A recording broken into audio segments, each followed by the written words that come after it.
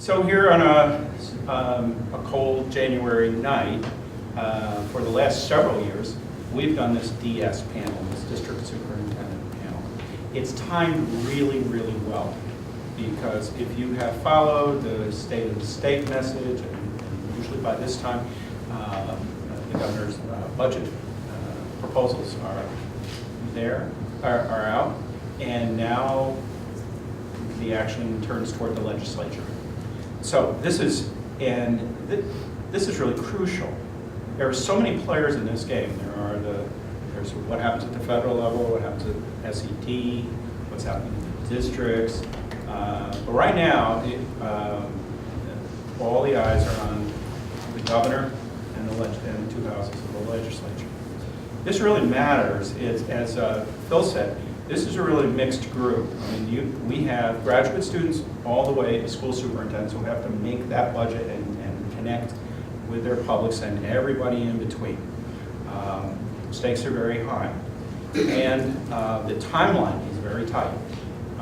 As many of you know, and some of you are learning, we have a statewide vote day on the third Tuesday in May, when budgets are voted upon by the publics. Before that, you back up the timeline. Prior to that, you have boards of education which must adopt their budgets in early April usually for presentation to the public. And you need the legislature has to finish its work by April 1. So you start looking at this. This is a really tight, right now, February and March are really critical times. And so what I want to do is, but it's my privilege really to pose questions to this tremendous panel. And then the first three questions are about the governor and the legislature and really about the governor's proposals and so on. After that, we'll turn our attention to what's going on in the districts and so on. So what we'll do is Phil mentioned who we have here. And Jim and Mark and Pat each will take a turn with this. So what we'll do is we'll rotate. I'll give somebody first crack at it, and then next time the next person will get the first shot, and so on. And so let's start right out. Now, Pat, why don't I start with you? We heard the governor talk about, I want to see if we can compartmentalize this. There's three questions in a row, but this is the first one.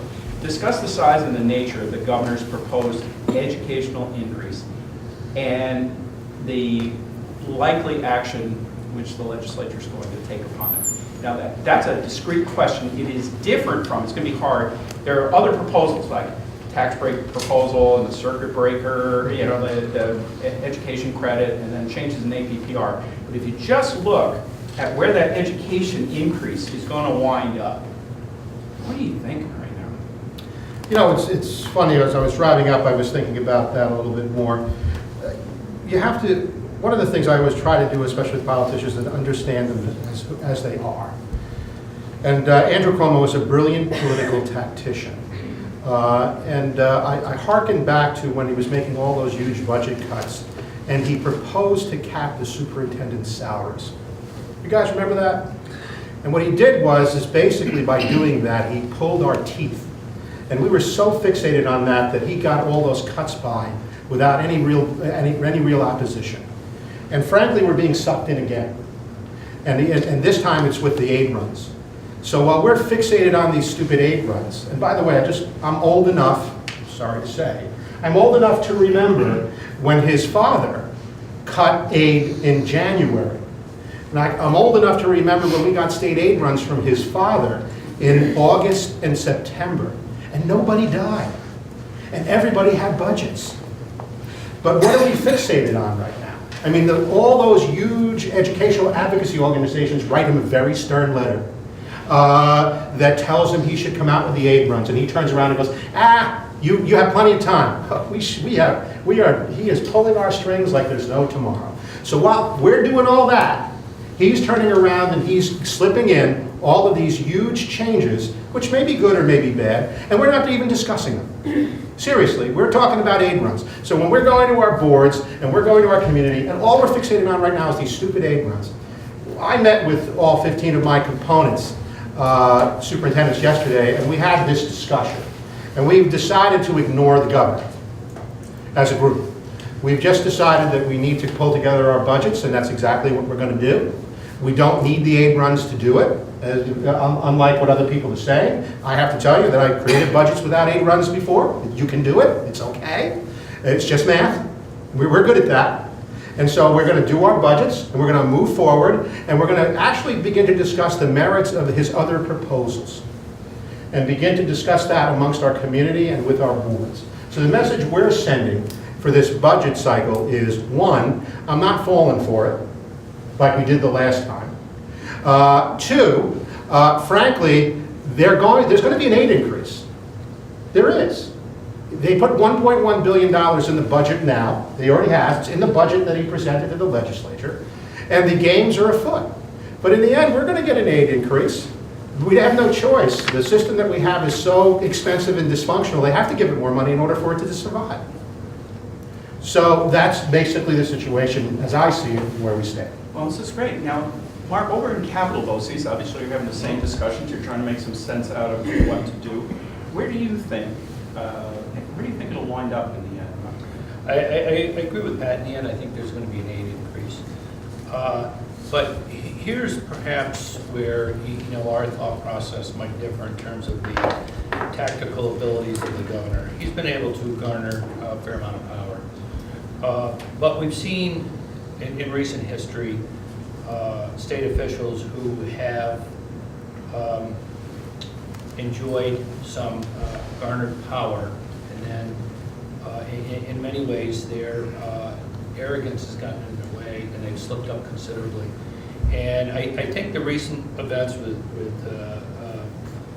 Mr. Silver and the ongoing rumors that there are other people in the wake here have upset his apple cart a little bit. And so where I think he was perhaps a month ago poised in a really good position to enact some of these draconian changes that he's proposed. And I think there are probably some good things in there too. But I think his power base is starting to weaken a little bit. And what happens in the next, we'll say, month or so with this process will obviously dictate how much aid comes out of the process. But I think will also set the stage for what is going to be the next transition of power in state government and their impact on education. Also keep in mind, you mentioned the struggles within the department. Mayor Tisch is very much involved in trying to set state policy through the Board of Regents and has made her own statements to the governor. And those are all factors that are going to play into this power relationship moving forward. And in my mind, moving forward, our eye not only needs to be here on what's upcoming in 15, 16 year as was just alluded to, but I think what's going to happen in outgoing years is critically important. We have upcoming graduation rate requirements that are going to change. It's going to require significantly more resources. What are we going to do to continue the initiatives that are afoot now? So I think those are all factors that are going to play into these conversations. Thank you, Mark. Jim, same question. How do you think it's all going to, as far as the size and nature of the increase and so on, how do you think it will all shake out? I don't have a lot to add. I think, as the other gentleman said, I do think there'll be an increase in aid. I do think that they're going to take a swipe at GEA this year. I think, to Pat's point, I think a couple of years ago, the governor gave the $250 million of the grants and said play in that sandbox, and in the end, he did change the discussion, and we all fought over the $200 million that was left. Which is great. He's so smart. We also have taken a similar tack as far as, I think if people individually want to talk about the aid runs, and they want to send a letter, more power to them. But we have, our area, we've stayed focused on the GEA this year, and everything we do is going to be focused on bringing attention and following up on the GEA, because we have districts that really need something done. We have districts that, like all areas, larger districts, smaller districts, but I think of a couple districts that you can raise $40,000 with 1% on the levy. They're using their fund balance, and their GEA is $900,000 or $800,000. I mean, it's just a killer. 10.4% of their levy, 13% of their total levy, when you think about that. So I think remaining focused on the end game is really critical for us. You know, we can talk about some of the policy issues later, but I do think to some degree that he has tried to change the discussion to the degree that we can have things that are important to us and stay focused on them. And I don't mean to belittle. It is going to be hard for some of the superintendents to make their budgets and not knowing, is that money going to come in GEA restoration or is it going to come in foundation? And for those of you who may not be familiar, depending on the type of district you have and depending how much money you're owed, that can make a swing of hundreds of thousands of dollars or millions of dollars in your budget.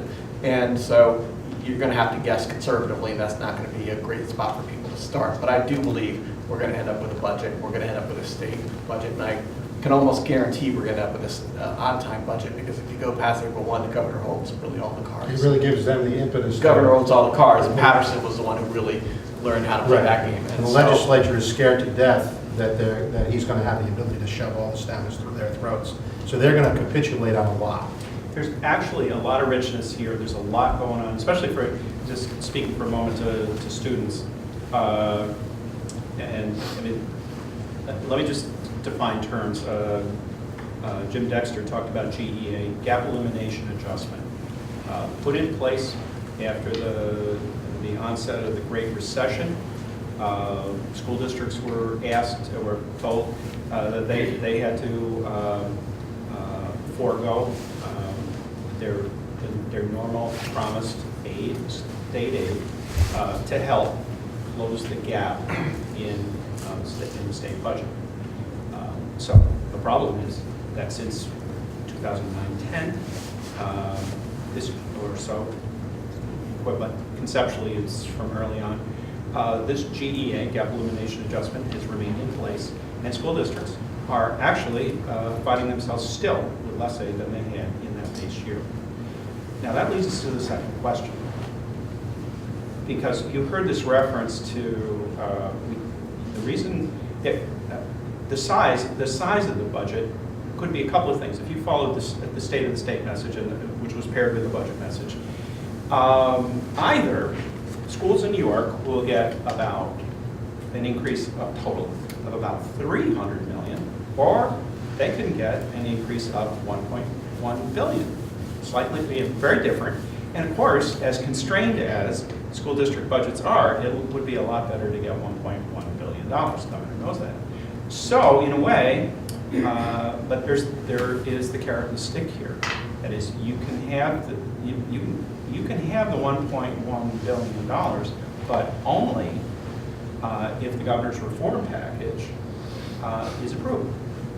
So in a way, that extra aid is being held hostage. So that leads us, Mark, to your, you can take first crack at this one.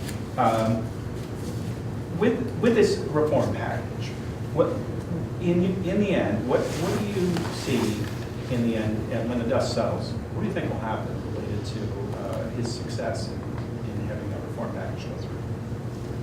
Well, he has quite a number of reforms in there. So I do think there are some sensible reforms in there. And in the end, what comes out of that, including the aid that's attached to those decisions that are made during the legislative budget process, I believe are really going to be predicated on how the Senate and Assembly work with what remains in the Assembly, of course, as leadership, and how together they can put forth their arguments for their constituency. I would have to say, in the end, I think there's going to be some, because there is going to be some of that give and take, because we're at that starting point now. So it's not going to be an all or nothing thing. So there is going to be compromise, but what gets compromised, I really think is dependent upon how active we as a public school community are. We've been relatively successful in the last couple of years when we've had a consistent message, and I'm just talking locally with our legislative efforts, in getting our legislative people to speak up on behalf of what they believe is right for our interests of our students. But to the degree of What it's going to be, I still think it's, pardon the expression, a crapshoot. Jim, your thoughts about which elements of the package might survive or if any? It's hard to know, and I don't have a crystal ball app. I don't know if that they have one of those yet. But I do think the message for me is sometimes when I look at messages, what the governor's putting out, sometimes I try to look in the mirror a little bit and try to find out where is the truth in some of the problems that he points out. I think there's clearly some changes that are needed in some of the policies that we have. Whether or not I would, do I think a 5-year probationary period with all 5 years of somebody being, effective or highly effective, that probably doesn't make sense to me, because if we're doing that, I expect my first and second year teachers to be developing. That doesn't bother me. I want to see folks who don't have all the answers but grow and really, I remember my own teaching. It really felt like year 5, I really started to get it. Are there some reforms to 3028 that are still needed? That's the law that is involving the discipline of tenured individuals. Yeah, I think we probably need some. But the reason some of these reforms have been brought forward is not just because the governor wanted it. It's because our system is not really highly effective. In some places it's highly effective. In some places it's developing, and in some places it really is pretty bad. And I'm not just blaming individuals, there's lots of issues that play into this. But I don't believe, if you look at our system and you look at what's happening in other states, and I'm not just blaming individual school districts, I'm not blaming individual BOCES, I'm not blaming, but we don't have a system in New York that is yet committed to educational excellence and really what that means. And we have great schools. We have some of the best schools in the United States. But there is some truth that our system is not as responsive to the public, to the parents, and to the employers as we should be. So I just think, every year we fight, we say we can't do this, we need more aid, and we can't have these reforms. And at some point, if we don't look in the mirror about some of it, we're probably going to end up in a really difficult spot. I know some people might think that's a little controversial, but I really believe it's true. And I think you're being tame. and so some of these reforms, really, we have to think about them. The way he did them is not the way you do it, but he probably figures this is the only way he's going to get what he wants. Pat, your thoughts? Same question. I shared with Jim a blog posting about this, and he made some copies 2 days after this occurred. So let me share with you at least some ideas. First, I don't care about his reforms because it's not handling the root cause of the problem, as Jim gently alluded to. Out of the two of us, I am not as gentle as Jim, and I don't care about being controversial. So the bottom line here is that the way we deliver education was created in 1950. The methodology that we use to deliver education was created in 1950. I do this talk all over the place, and I show this picture that I got off the internet of a classroom from 1920. And though the desks were wooden and they were a little more iron-bound, and they were together, there was no difference between that setup and the setup we have in most classrooms in the state right now. And that was from the 1920s. So we deliver education like there are factories out there, and that's why all the employers complain about we don't send kids with 21st century skills. Well, we don't teach them in an environment that creates them to understand 21st century skills. All our kids are leaving high school and public education with 19th and early 20th century skills, because that's the structure of the system that we run them through. So they are, in essence, the unwritten curriculum. The very structure of the system that we have purports that. It's my belief and my argument is that what we need is a Google classroom. We need a Google environment in order for our children to prosper. We run an experimental school. We took that P-TECH grant and we created an experimental school, which is a full-day regional high school, which I know is illegal, but I don't care. So we run a full-day regional high school at our BOCES. All of my component school districts are involved. And we have 50 of the young people, and they are taught without desks without rows. I sound like the Grinch Who Stole Christmas, without bows. But the bottom line is that there's no desk, there's no rows. It looks like when you go to Google to work. That's how the structure, the whole structure of the place is.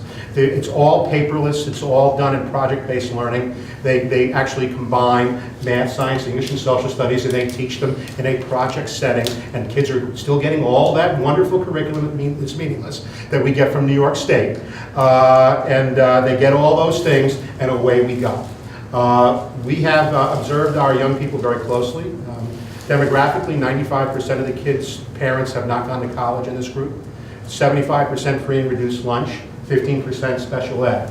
We've had to reduce our special ed requirements because the kids don't need them in this environment. Many of the overlays that we put in, like resource room and all those other things, are unnecessary in a project-based learning environment because a lot of these special ed kids prosper in that sort of environment. It's actually good for them. So we've actually had to go back to the component school districts and strip away a lot of this stuff because it was actually interfering with the learning of the children. And I could go on and on, but the fact is that what's working with these young people who are not your high flyers and they aren't your really, really needy children, they're the kids in the middle, which we've completely forgotten in the system. So those kids in the middle get a program that allows them to prosper, and the end game in this program is not a high school diploma. It's an associate's degree, which the family gets for free. And a lot of these kids are only in this program because their parents know they can't afford to get them a college degree. And so they're motivated.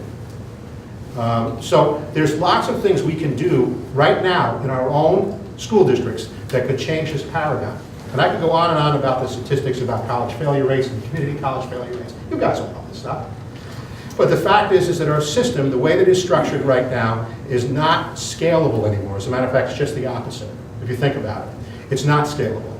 Very wealthy school districts, suburban school districts, prosper under this system because they have the money to prop it up. But the fact is it's ineffective and it's inefficient. And we have to start being honest with each other and having those conversations. So frankly, wonderful, fine. In my blog, I kept saying fine. Fine, make 5-year tenure. Fine, fine, change the APPR, fine. Do it all. Because in the end, guess what's going to happen? Your graduation rates aren't going to move. Your graduation rates or your success rates in college aren't going to move because you're sending them kids in a system they're completely programmed to act in a different way. So until we have the courage to change the delivery system in public education, all these things that they're doing, and by the way, again, I'm old enough to remember all 35 years of garbage. I've seen more reform efforts than I can count on all my fingers and toes in 35 years. You've seen more. And the fact is that none of them have worked because we as public educators think that the delivery system is fine, and it's not fine. This is really, here again, just a little color commentary. Basically, and you're right, Pat, we've been reforming the schools internally for years and getting nowhere. So somewhere along the line, government, politicians, business, and others, They got involved. They got involved, and you get external reforms. So the governor's package is looking for the magic bullet. The magic bullet is really clear, which is have great teachers in schools, right. Get rid of ineffective teachers. So all the package is we need longer probationary periods to make sure that we're ensuring that there are effective teachers in place. We need to use state tests as a marker for effectiveness for at least 50% of the teachers' evaluation. We need to tune up the 30/20A process for ineffective teachers to be able to remove them from the system. They're all about, and it's an assumption that somehow, and actually the state talks about great teachers and great leaders. One by one, a great teacher in every classroom. That's the panacea, that's the package. But as Pat outlined, it's much more complicated than that. So, but considering that the aid is held hostage to all of this, it's very interesting. Of course, the legislature will enter this very soon. Now, let's get a little more technical. All right, hang on, I'm going to make one other analogy if I could. Okay. The car of choice when our public education delivery system was invented was a Model T. That was the car of choice at that particular time period. We still have a Model T in public education today. And no matter how much we evaluate the driver, i.e. the teacher, they're still driving a Model T. And if we're going to put that Model T in a NASCAR race, which is really what global competition is, think how well our students are going to do in that NASCAR race. So, we've been talking about how to improve effectiveness. Let's talk about how to improve efficiency. One of the other things that the governor talks about is that we spend more on education than any other of the states, and we're 30-something in terms of effectiveness as judged by test results and so on. So he comes at, how do you get property tax relief? Well, there's a couple of proposals on the table. One is a circuit breaker for property tax. Another one is actually an education credit for an education tax credit program. These are sort of arcane in some ways. They need a little explanation. But I think this is the same question, really, and Jim goes to you first, which is, what's the likelihood that we'll see a circuit breaker or the tax credit survive the legislative session? Well, just interesting enough on the tax credit, which is a bill that has been pretty popular with the Senate, which is obviously controlled by the Republican group. They passed, the morning of the State of the State, they passed that bill in the legislature. They didn't even wait for the State of the State to pass that. Do I think the Assembly, it's so hard to tell because the old rules are so, they've changed, and in some ways, in many ways, that's a good thing. But it's hard to tell exactly what's going to happen, but traditionally the Assembly would not vote for something like that. As a matter of fact, it never would even see the light of day on the floor in the past. But the governor does want it, and I think there's a possibility something like that could pass, so that people who send their children to private schools or religious schools would have a tax break. I think a lot of people would be surprised, but I think there's an outside chance that it would pass, but I wouldn't give it more than a 40-60%. And and what was the other piece? The circuit breaker. The circuit breaker. Certainly the problem with circuit breaker is very regressive in nature as a general rule. You always want your aid to go to the poorest of school districts, and then to have less aid go to your more wealthy school districts. And actually, if you go back and look at the property tax efficiency fund that was passed, basically where you stay under your tax levy, your community gets more money. Well, if you think about it, where are the largest and the communities? A lot of that money went to more wealthy school districts and did not go to poorer school districts. That was very, very regressive, and not much was made out of that because everyone wanted their property taxes free, so no one really cared about any of the details. The circuit breaker in many ways is like that. So if somebody makes less money, they will have a refund from the government, basically saying, well, you paid more than. There's an income factor, and it's a ratio to the property taxes you pay, or something like that. And basically, if you hit that cap, then you're not responsible for any more taxes than that. But at the end, if you still do the math, it's very and deeply regressive, and I'm not sure that makes it through the Assembly. I really don't. Okay.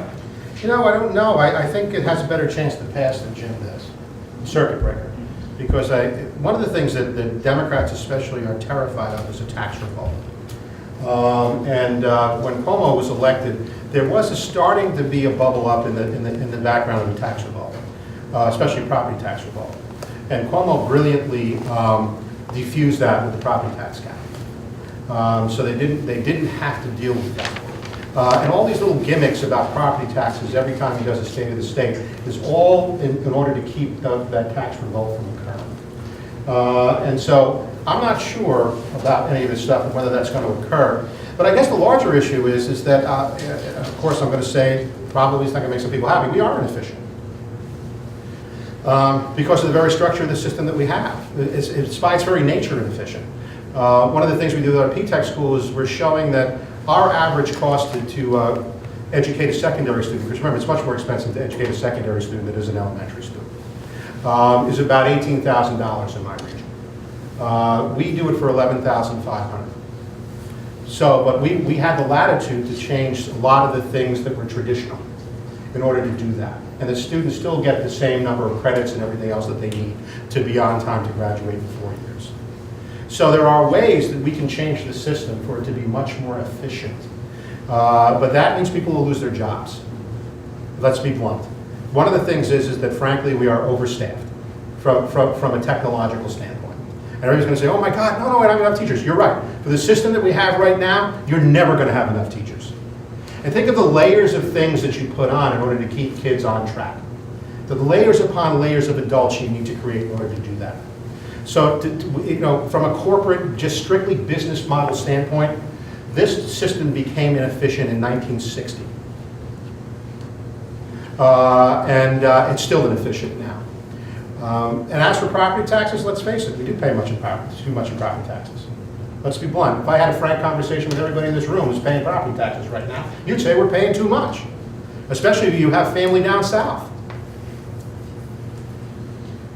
Yeah. Mark, your thoughts about those initiatives, and what do you think? Yeah, we come to hit fruition? on a couple of things. In terms of the education tax credit, that's a story that's been kind of slowly building for a number of years. What is interesting in relation to that is several months ago, we reported that Governor Cuomo had his meeting in New York with the 40 billionaires, made up number, and much of his agenda in regard to charter schools, and there was fuel from that. So whether or not that'll pass this year, it probably won't, if I had to guess. But I think the tax break proposal stands to gain a greater chance of passing. And because it's more of a populist type of item.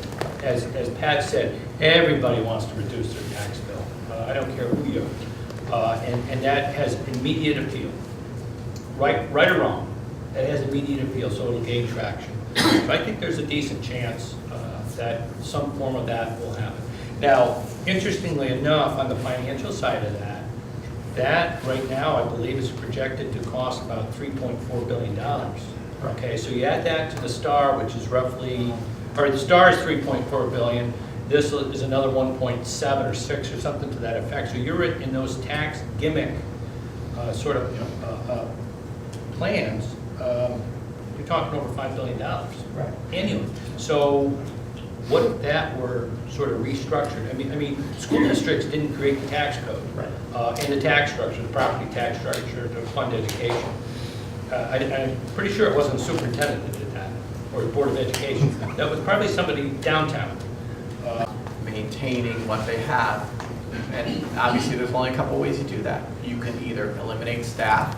I haven't checked this year's tally. As of last year, there was about 762 positions that were eliminated in the 31 districts. But I will say some of that was due to enrollment decline as well. You can't claim all of that on state aid cuts, because some of the districts, when times were good and the students were leaving the area, and that is a huge problem in New York, and so we're going to have to look in the mirror about that one as well. But there's only a couple ways you kind of maintain your programs. Either you use fund balance, or you eliminate staff, or you eliminate programs. And I think a lot of our folks have done a good job, but I know for sure that the gig is up in a couple places, and if they don't get some GEA restoration this year, we're going to start seeing whittling away at some of the programs. And we have done some really innovative stuff in the area as well, and some of the school districts have done some innovative stuff. And the hard part is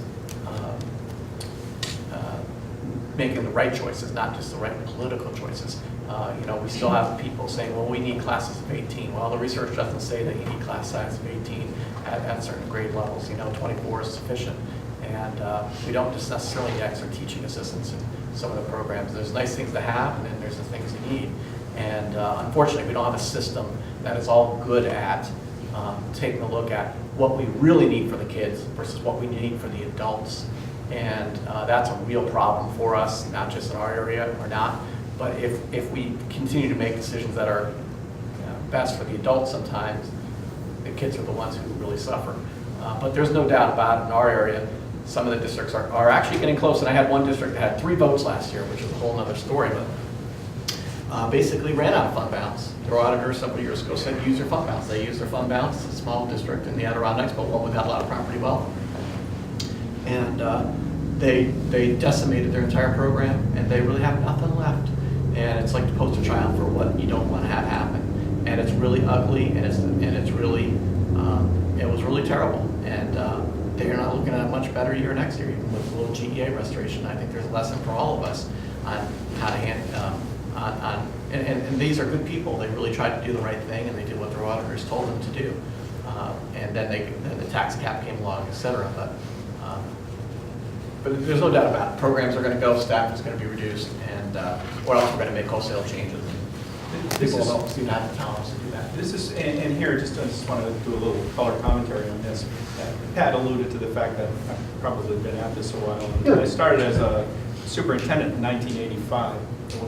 It was a very different world then.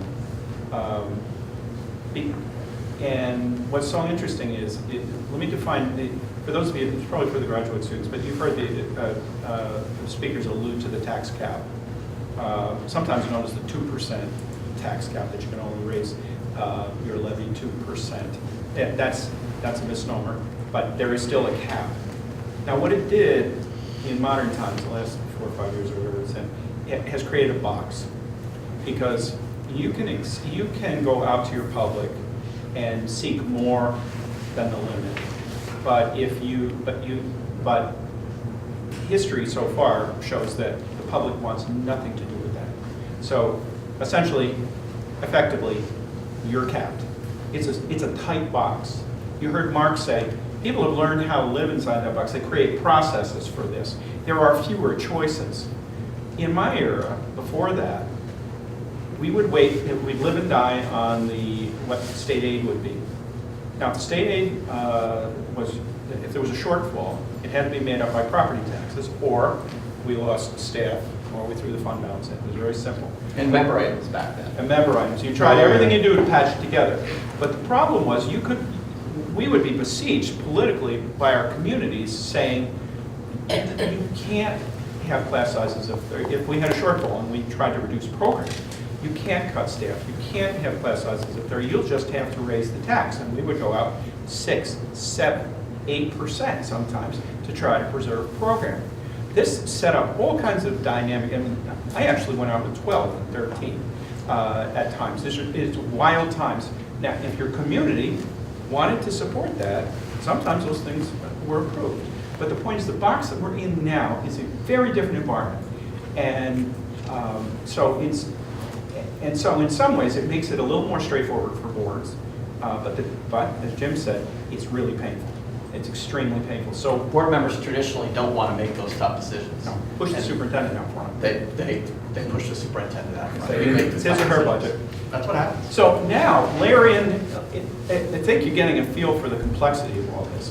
But now, as resources are constrained, actually, requirements are increasing. So let's move over to the Common Core, okay? So as Pat talked about before, we have to try to prepare kids for life in the 21st century. And this means the Common Core is an attempt to help kids use their minds well, really develop knowledge and skills for the 21st century. So you have that. That makes adjustments. That means adjustments to program at the time when resources are very constrained. So, Mark, you're first up here. What's the current state? How do you see your districts implementing the Common Core? This is not a budget question. This is really more a question. I can say wholeheartedly that the perception is that they've been very proactive and worked very hard at adopting at district levels across the posts. I don't believe there's a district that hasn't put forth a real sincere effort to do what they need to do for what's in the best interest of kids. despite, you know, the shrinking resources, they've been managed to do that. And I think what was different perhaps than we might have seen, you know, prior to the quote-unquote Great Recession, was a much more collegial, cooperative environment with school districts bringing in their best and brightest people together to do this and sharing information, sharing what's happening across districts. So, you know, in that respect, I think we have made some good progress, you know, from an academic perspective, a student delivery perspective. So I only asked you half the question, so I'll ask you the other half, which is, you know that there's, in some states, there's a lot of controversy related to the implementation of the Common Core. Some states are backing away. What would you, how do you see the future situation related to Common Core anymore? I tell you, you know, and you said this earlier, is we've had 100 million reforms over the last 50 years. And I think we need to be very careful about how far we retract what we've started. We've already spent a lot of money and scarce resources to do what we've done. And maybe the trajectory needs to be adjusted slightly. But I think a total repeal would just throw things back into total anarchy again, another layer of confusion. This is so interesting, and the actual question, and I'm glad I looked at my notes again. Jim, the actual question that I was going to ask was, how would you analyze the current and future status of Common Core in New York? So it's both, you know. I'll certainly put implementation as mixed, although we're certainly much farther than we were a couple of years ago, and those people who are really doing a bang-up job are really making progress. I will say that there are some teachers out there who are really doing it, some teachers who are really measuring what they're doing, and they really are doing a great job. And there are some places where they're still trying to find the least offensive textbook series that kind of says it's Common Core, but it's really not Common Core.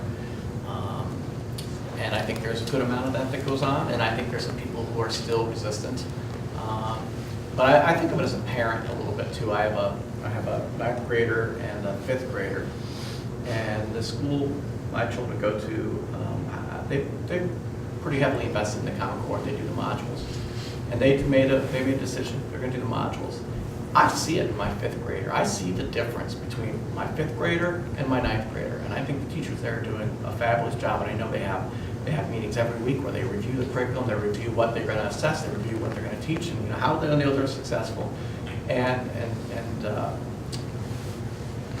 I see the difference in how my younger child processes math, without a doubt. And she never cries. She does her work. There's no crying, Chad? There's no crying. Oh. She cries when I don't buy her something, but that's a whole other thing. Yeah. But I think about this from a parent perspective, at least. I think about, like, okay, if we pulled Common Core out, how many years would my child miss of some, like, consistent curriculum? Because we know we're not just teaching a process here, that we know in the research of mathematics, common vocabulary, common approach, solving multiple problems in multiple methodologies. And there's other research as well. But you lose that. What do we have before? My child had, there's 10 sections of what my child's in, so this year she goes here. The next year, the teacher kind of teaches it differently, but they've got kids coming in from other kids who are learning it differently in all sorts of different sections, and they go into that class, and they all scatter about. How's that fair to the kids? How's that fair to the kids? So I think we have to stay the course. I think there's obviously a lot of politics in it, but I think that the whole reason we did this is because our kids need to be competitive in the economy. And we lose sight of that. It's like, if we lose sight of that, what happens to our kids? I want my kid to be competitive, and I want my child to be employed, and I want my child to move out of the house when it's time. And I do not want them living at home. Yeah.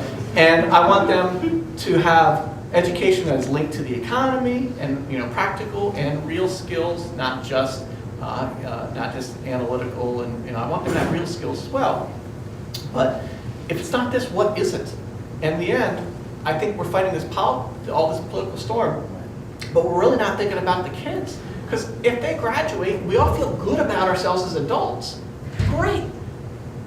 But the kids are the ones, what's going to happen to them? That's why I'm absolutely convinced that this wasn't just about the Common Core, it was about really having rigorous programs and assessing rigorously and really knowing where kids are. And as a parent, I'm kind of offended at the thought that we wouldn't do that and provide those opportunities for our kids. Pat, current and future status of the Common Core. Your thoughts? Common Core isn't a curriculum. It's a set of standards. They're 8 years old. I just want to point that out. They're 8 years old. In most of our competitive, our countries that we compete with educationally, Finland, Singapore, Massachusetts, because I think that's a separate country. The fact is that they review their curriculum and their standards every 10 years. So I want you to think about that for a minute. So our Common Core standards are 8 years old, and we're still fighting over them. And in 2 years, and the reason why they do it every 10 years is because standards become stale after 10 years, because of the exponential improvement and increase in technology. So as things are changing rapidly, we're still fighting over the old change. Now, I agree wholeheartedly with what Jim is saying, in that we need a consistent curriculum. That curriculum should be built on the standards that we have. But I have to tell you, if we treated the Common Core as standards and then we created very vibrant, project-based, I might add, but very vibrant curriculums to match those standards, instead of having a Common Core curriculum argument, which is stupid, then I think we would make a lot of progress. My issue is the Common Core is becoming stale. That in the next 2 years, it really is going to have to be looked at again. And that's another problem that I think we're going to have to discuss. But, in 2 years we'll have a new president, and who knows what the hell will happen then, because we've given up our sovereignty. We allow everybody else to run our lives. So when they do that, then we'll march to that drum. So there are so many pressures here, and there's one entity we haven't talked about much yet, and that's the State Education Department and the Board of Regents, who are players in all of this. I love them. I'm being recorded. I love the State Ed Department and the Board of Regents. Jim, I guess the question is, how do you think the Regents and the State Ed Department will react to the variety of external pressures that they are experiencing? I think the response will be measured against what the traditional norms are. Whether or not that's sufficient in today's world, I think not. I think we'll end up in some of the same discussions 2 years from now that we're in now. I think at some point we have to have a system that's more flexible, allows more autonomy, allows people to make decisions but be accountable for those decisions. I think we tend to be more and more, I'm worried that more and more we're governed by US DOE waivers and that kind of stuff, and a one-size-fits-all approach. So we're always trying to figure out how we can make our system fit this behemoth that we have federally, and I really think that does not lead to innovation. I always think in terms of outcomes. If we do something, what are the outcomes we're going to achieve? Why do we have those outcomes, and how are we going to make sure we achieve those outcomes? And we're still stuck at a process level, an input level at the state, and I think we get fooled into that that's what we need. I don't think one body can make that all happen. I really think more autonomy, more expectations, that's the way to go. But do I see us in a spot right now that it's going to change? Not until I think we really kind of reconcile with where we are with whose role is it to govern education? Is it the federal government's through a bunch of waivers, through a race to the top, which we're rewriting a waiver now? Or is it, here are the outcomes, here are the expectations, go get it? And I'm not sure we're going to be there in 2 years, but if we don't get there at some point, I really do fear that our kids will be left behind. So, Pat, question about future of Regents, State Education Department, their leadership, and so on. 90% of the salaries at state ed are paid by the federal They government. are, yes. So just let me repeat that. 90% of the salaries at state ed are paid by the federal government. That's why I made the snide comment before that we've lost our sovereignty, because we have. They don't wipe their nose or leave the office without the federal government's permission. And it's pathetic. I mean, we go to meetings and we say, well, we should try this new innovative way to help kids and so on and so forth. And the first response out of most of their mouths is we'd have to run that by the federal government before we can do that. So we have lost our sovereignty as a state. We've given it up. Part of it is we've given it up fiscally because it was just cheaper to have the feds pay for it. But there's a price to pay for them, right?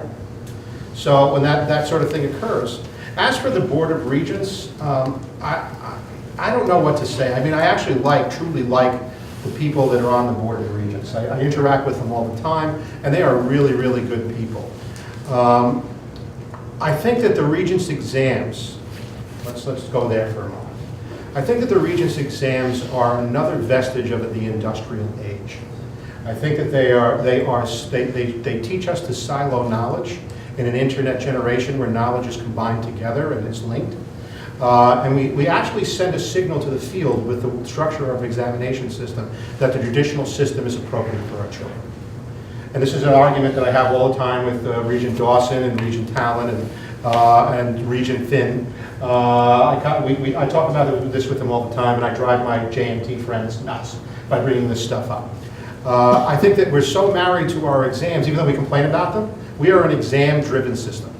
We complain about it, but we live and die by it. So that's a real issue. I'll say it one more time with our competitors, like that foreign country called Massachusetts or Finland or any of the other large systems that we all say are really good systems. They have one exit exam for their graduates. Even Finland. By the way, anybody who tells you Finland doesn't give you exams are lying. They give a huge 7-hour exit exam for their students when they leave high school. So anybody who thinks that the way we test as part of that Regent system, that's a huge reevaluation that I think we have to do. I think it drives too much that we have. As for where all this is going to end up, you know, I think Cuomo is onto something with trying to reform or reshape how the Board of Regents works. I'm going to say it now, I actually agree with that. Because something has to be done to shake it up. Mark, your thoughts about the Regents, the State Education Department, their Well, future leadership? Yeah, I don't have the privilege of working quite so closely as these gentlemen do, so I don't have the insights.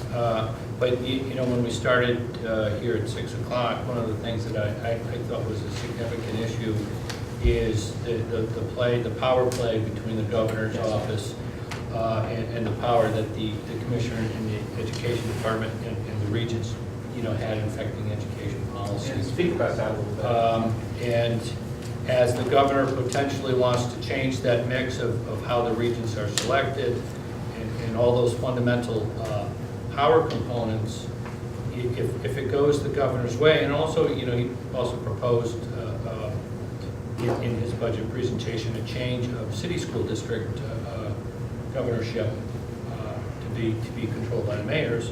There's also, I mean, that's a city issue, but at the state level, if the governor has unprecedented power over education policy, and so he controls policy, and is in effect, is shown that he's pretty effective in controlling the budgetary piece, and with both of those two in place, a future governor has pretty much total control over the education of the state. I don't know if that's a good thing, because traditionally, there's been that separation of the policymakers at least trying to focus on what they perceived was good for the children of the state and let the politics play out over here. Now it looks like it's headed toward becoming one. And I think that's a problem. Now it's time to let you in on this. Hopefully I asked a few questions that were probably on your mind, but I'm not certain I got all of them. Dave, would you have somebody want to pose a question to our panel? You can see they all have opinions. I just want to make a statement. I think we have to be very, very careful about what we tout as facts and who we compare ourselves to. And I say that because we can compare to Massachusetts and Finland, but guess what? The fact of it is, the Finnish system, by age 16, most kids don't go to school beyond age 16. Right. And therefore, you can't compare that to the US system. They go to because- college or work. No, they have the option of stopping, Right. which most do. Only 66% of the kids finish the Swedish system and go to Finish. the Finnish Swiss Right. system and go to an academic track or vocational track. Right. And so we have to be careful of what we say and what we want. I only say that because that's the problem that we have in this state right now.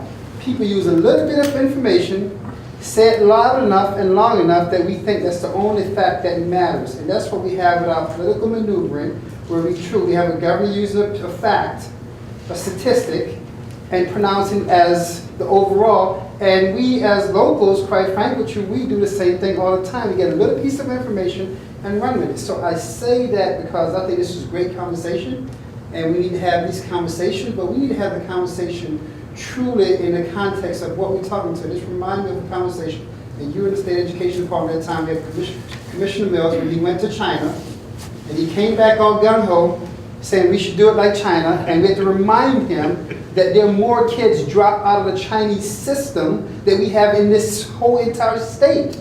And so therefore, if we simply go with that, hell, we might as well abandon every kid in New York State and only pick the elite few to compare with. So that's the problem, something I have when we have these broad-based, broad-brush conversations. So it's just a statement I'm making because our responsibility, and I think everyone here has the same commitment to kids, but part of the issue is that, you know what, we don't have a single uniform voice perspective saying that at the end of the day our commitment is to kids. We have different things that serve as motivators that distract us, and quite frankly what we get is divide and conquer.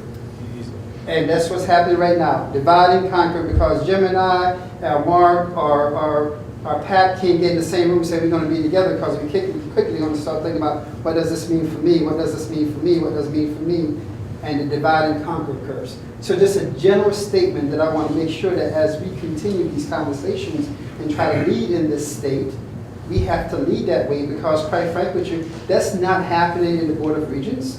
One person is dictating that agenda, and that agenda is being supported by the governor's agenda, and that's the reason why the one letter that came out that's supposed to be a letter to the chancellor. It's not a letter to the chancellor. There was a letter that was written in collusion. The chancellor responded back to. And I said that to say that's why you have politics supporting reform.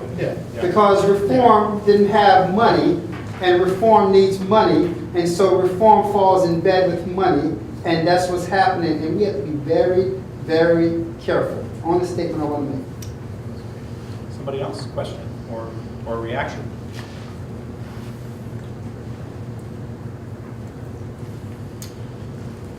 But this was great. Marie. Oliver, no one's gonna speak now. I know, like, I gotta take it out. Go ahead, Marie. We talked all about APPR, which is a very hot topic, and it's also linked to some of the, the governor's proposal. So, would you care to, guess about what will happen around any changes to APPR in the next 2 months while we're waiting for the budget? I guess someone looked at me. Go ahead. I still don't have that app. I'm going to try to get that crystal ball app, but I think it's a really good question. I mean, what is going to happen? And more importantly, what do we want to have happen? I certainly believe that 60% of stuff we really should. I personally believe we should. It's too bad we weren't doing some of that stuff 10 years ago. The amount of growth I've seen in some of the aspects of instruction and assessment are certainly better than they were. I think something's going to have to give, and I guess sometimes it's what would you like to have happen, what do you think is politically feasible. I can't guess the politics on this because they are, like you said, they're so hot. But from my own perspective, something does have to give. It's not a system that truly measures where teachers are. The curve on this is not right, and we are over-testing kids. We're doing too much summative and formative assessment connected to the APPR, not connected to the curriculum. My own personal belief, if I saw the local measure go away and somehow got changed to something, I'd be okay with that. And I'm also going to go on the record of, I'm not sure, I don't think 50% is going to happen. I would guess that the governor really anticipates getting more what the Board of Regents tried to get at 40%. And I'm not sure that's the right number either, but my own personal instinct is to not have student achievement measured in how a teacher does in any way. It doesn't make sense to me either, but probably 50% is way, way too high, I think, with the measures that we have. But I think, I don't see us throwing the whole system out, and I don't see wild reforms, but I would imagine there'll be some pruning around the edges, and people will claim victory, and then we'll have the same system, and 3-4 years later, we'll have the same discussion. It's ironic in a lot of ways that the old system, the old APPR, you guys remember that legislation? Remember there was an old APPR before we got the new Regulation, right, 100.2. Yeah, 100.2. And I never knew it existed until the APPR came out, the new one. Yeah, I never knew it. That was Jim's baby. I know, sorry, Jim. But as a superintendent, as a high school principal, as a middle school principal, as an assistant principal, I never knew that existed, and frankly, I never followed it. I had my committees, we did our plans. No, we never even thought about that crap. But here's the facts. We didn't have enough administrators to truly implement that old system. Because if you think about it, we had lots of teachers that never got an evaluation because we spent a lot more time on the dysfunctional teachers and teachers that were on the cusp. And if you look at a lot of school districts, especially where I am, where they don't have a lot of administrators, they didn't have enough administrative structure to do that system. Frankly, this system has some good, and I agree with Jim on that, that I've seen some very positive things come from this system where teachers are having conversations they never had before, and I think it's wonderful. I can tell you right now that it's not being fully implemented in my region, and it's not being fully implemented in many parts of the state. And it has nothing to do with the will to try. It has to do with the fact that we simply don't have the administrative structure to do it efficiently and effectively. Because we've decimated that structure in the state with all the budget cuts since 2008. And so, in a lot of ways, and I don't want to sound cavalier, and I know I probably have, but the fact is that I don't worry as much about the APPR, and neither do the superintendents in my region. We implement it with fidelity as much as we can, but the fact is we realize, I mean, I have schools of 12 and 15,000 kids, 1,500 kids, where they have one principal and one assistant principal, and they have hundreds of teachers that they have to evaluate twice with this arduous process. Do you really think they get to all the teachers? Do you really think they're implementing this system with fidelity? The answer is absolutely not. And the fact is that I don't care. I don't care whether it's 40%, 50%, or 10%. Most of my teachers aren't going to be impacted by this anyway, in the long run. Mark, any thoughts on that?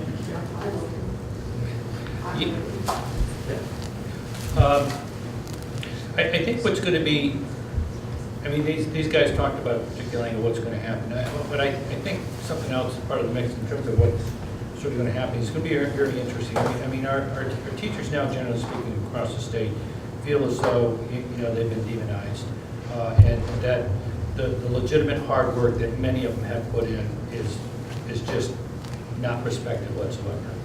And then we have of course, the ongoing or continuing in developing conflict between the governor's office and NYSEN.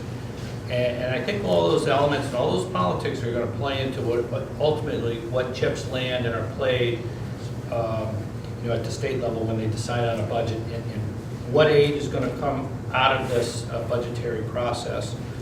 And I think those elements are all going to be a chip in the game. So, so this is very important, the whole APPR cluster. We hope to follow that this spring. Other questions? Yes, sir. Yes, hi there. This is kind of new obviously from the outside, I always kind of pay attention to education policy, but this is kind of first time where I've actually got really deep into it over the past couple of months. And so if I'm a little naive, then just it is what it is. But to me, when I've been looking as like look over the history over some time, it constantly changes. It changes so much and so rapidly. There's no rhyme. A lot of times, like the new wave, we get on it and then they change. That's the way I looked at it and I saw it. I'm very concerned when you go, not you, but when they go down to make policies like that and don't take a step back and start from the bottom. Meaning, like, if you're going to implement Common Core, you train first grade, and you start, like, first and second grade. You start from there, and then take years. You do it, like, as a process of 5 years or 10 years or something like that. And you look more long-term. And I just see a lot of these policies are kind of quick, short answer, politics versus actually getting to the root cause of doing right. Do you kind of have that same sense, or am I kind of reading too much into it?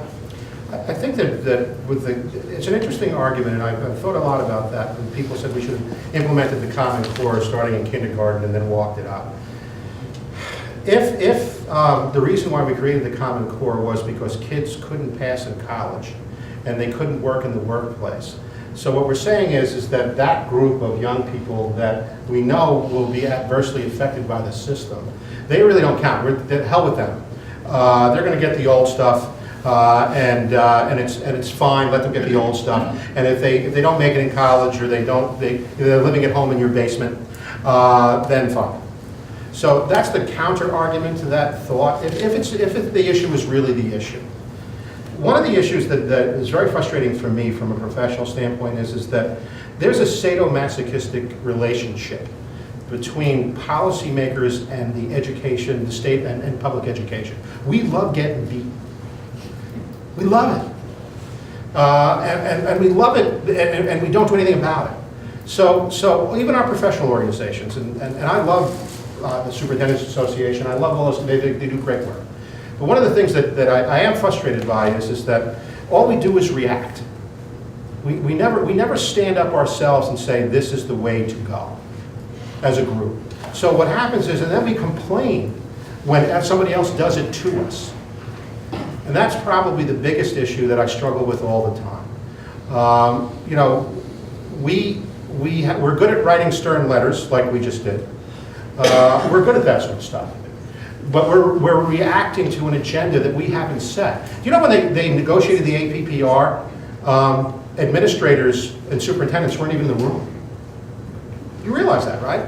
So the only people that were negotiating the APPR were NYSET, a commissioner who frankly was a college person, had knew nothing about public education. He was educated in England, for God's sakes. He didn't know about the public education system in New York State, really. And the governor. So these guys all got together and negotiated a system that any superintendent in this room would say, are you nuts? This isn't going to work. But they didn't even respect us enough to invite us to the table. So just think about the symmetry there. And when they renegotiated it, they did it again. They asked this time. I got to give them a little credit. They did ask.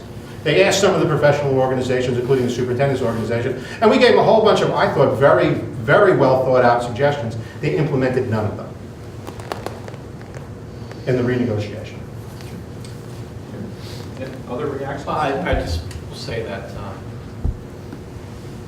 I think your broader point is, do we always implement things as well as we could or should?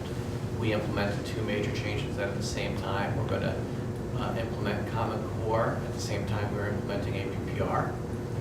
The system, we could wish all day long the system had the capacity to do that. It doesn't. And on a more broader point, we're not really good at implementing things. I think we're good at saying we're going to do this, we do workshops, but we really don't measure as systematically. We're just not built as we should be to kind of to respond to, okay, if we implement the Common Core, what kind of outcomes would we see from students? And systematically, and some schools are quite good at it, some are less good at it, and systematically in the state, we don't have great metrics to do those type of things. And then I'll just answer your question on should we start with the kindergarten. I mentioned earlier I have a 5th grader. When we started this, I had a 2nd grader, 1st grader. And if my child had missed it for a year, I would be really unhappy, thinking like, well, why isn't my child good enough to get the good curriculum? Right. And you're right, Pat, it's standards, but the Standards. the curriculum is with standards, but like, why can't like, I want her to be successful, and I want her to be competitive, and if somebody said, well, the kids below, they're gonna get it, but your kid's not gonna get it, as a parent, I'm kinda like, don't know if I would want that. That's my own opinion as a parent, not, but that's how I feel about it. I think these guys have answered that question pretty good, but one thing I did want to mention is that one thing that we haven't talked about are basically the underlying social ills of society and, you know, poverty, for example. Yes. And how that has impacted what public schools need to do in terms of being effective for students. You know, in my opinion, our political policies have not really addressed issues related to poverty. In fact, some of our broader income and taxation and fiscal policies, you know, starting at the federal level, have only exacerbated the problem. You know, I believe the report came out last week that by next year, I think it's 1% of the population, the richest 1% of the population will control 50% of the wealth in the world. And that is problematic, I believe, in terms of a public education system and a democracy. Because you talk about all the issues, you look at all the issues we talked about today related to finance and what's the appropriate distribution of the country's wealth to the state's wealth to support its population. And those are becoming bigger and bigger issues. You know, knowing history, let's talk about poverty for a minute. Knowing history, if you read The Great School Wars, which was an excellent book by, I forget the woman's name, Diane Radnich. Actually, a really good book. And she points out that our public education system was actually created to fight poverty. It was created to take those urchins off the streets and to efficiently and effectively educate them and to raise up all the population. You want to talk poverty. The poverty we have today is nothing like the poverty they had at the turn of the 18th to the 19th century. It'll rock your world to see the level of poverty that they had back then. And the fact is that to say something positive, which I haven't said one thing, to say something positive about the system that we have, that system did work. It did effectively and efficiently raise large swaths of our population out of poverty. And it did. And that culture, or that mantra of education is opportunity and it will raise us from, that's why it sticks so well. Because for a lot of people it worked. It really did work. The problem is that poverty is different now. And the system that we have now can no longer effectively address the needs of poverty like the old system did. And that's one of the reasons why the system is failing when it comes to poverty. So actually, Mark and Pat just gave sort of an important macro final statement. Jim, I'm going to invite you, just last word, anything on your final thoughts? You know, obviously, we're going to go through I always think about when we have politics and new regulations and new laws. Sometimes I do try to take a step back, and I'm a firm and big believer of public education, all public education, actually. And I've seen kids' lives, families' lives changed by education. I'm sure you all have, if you're in the field, it really is something, and sometimes we forget that we have an enormous impact on children. We have the ability to change the lives of children. And we're going to have politics, we're going to have some new policies, some will get passed, some won't, we'll have some level of aid. But I'm going to stop where I started, which is, at least for me, I always try to say, where can I look in the mirror and how can I make that system better? And I think sometimes in New York State education, we often say, if they would only allow us to do such and such. And then sometimes we forget to say, what's stopping us from doing such and such? I mean, that's really kind of what got us to our new early college principles. Like, why shouldn't we do that? Why can't we do that? And we did it. And at least for me, I'm going to continue to look in the mirror and say, what can I do to make the system better? Because we have a lot of great people, we have a lot of great teachers. As Pat said, the people on the board of regents are really good people. The people who work in the department are good people. Yep. They really are. And a pleasure to work with, for the most part. And I'd say they probably say that about us. Yeah, they do. Yeah. Yes, they do. But we do have an enormous individual ability to make differences and to say, why not? Why can't we do something? And to me, at least that's what I try to continue to think about when I see all the craziness going on. What am I doing and how am I changing the lives of kids? And where can I be more innovative and do better things and create more efficiencies? And that's at least how I keep myself, try to keep myself grounded within the relative scope of all the stuff that goes on. So that's a really good place to end this. I don't know about you, but this hour and a half went really very quickly. And I just share this last thought. There's an old saying that for every complex problem, there's a simple answer, and it's wrong. Yeah. And that's what I'll. Isn't that the truth? And, you know, the governor's package, that's the panacea, and so on. And that's what you're seeing now, but it's a political game. There's another saying that the more you know you don't know. And this state, somebody was in print the other day, is radically heterogeneous, radically diverse. This is not Idaho, this is not Maine, this is New York. New York has everything. You want to understand all the cross pressures politically, you start pulling this apart, it's amazing. That's why Jim's looking for that crystal ball out. Nobody can figure this out. This is wild. This is going to be a really fascinating spring, as it always is. But consider now, back where people live and go to school and teach and learn, that it's the school superintendents and the boards of education who have to answer these questions. I mean, essentially, in communities, they go, well, what's going to happen here? You know, and it's very difficult to understand how hard it is for them to be the teachers for their communities when you're involved with all this complexity.